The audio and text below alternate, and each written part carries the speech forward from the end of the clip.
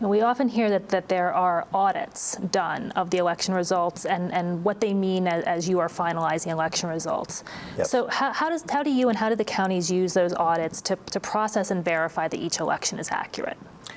Well, those post-election reviews, those audits are very important because I've alluded several times to the testing we do before the election. That tells us that the equipment was accurate before we sealed it. When we do the audits after the election, we're now doing a review of actual election results, and we want to know that the equipment is producing consistently accurate results. There are a few different processes that we employ. One is required by the election code, which is that we recount a percentage of all the ballots cast in the election. That requirement is 2%. We will recount those ballots on different equipment than what they were originally counted on. So it is giving us a second opinion on the count of those ballots. And when counties pick those batches, we know what those numbers add up to, and we want to see them come out the same way if we scan them a second time. So that is one check that is done. The other that counties have been doing more recently is we are engaging in what is called a post-election risk-limiting audit. And in the risk-limiting audit, you are looking at it as an entire state. We're taking selections of our ballots from across the state.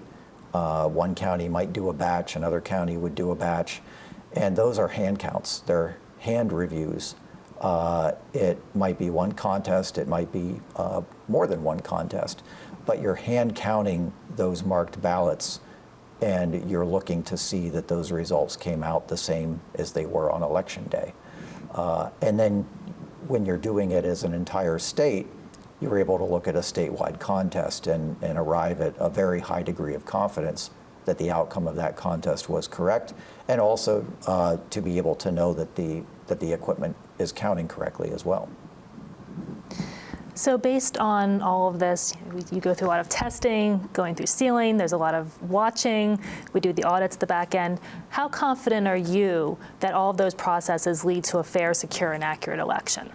I'm very confident, and that confidence, it is based on the evidence that counties have accumulated of years now of pre-election testing and post-election audits. The entire Commonwealth has been using paper ballots since 2019, so we've had several years now of elections.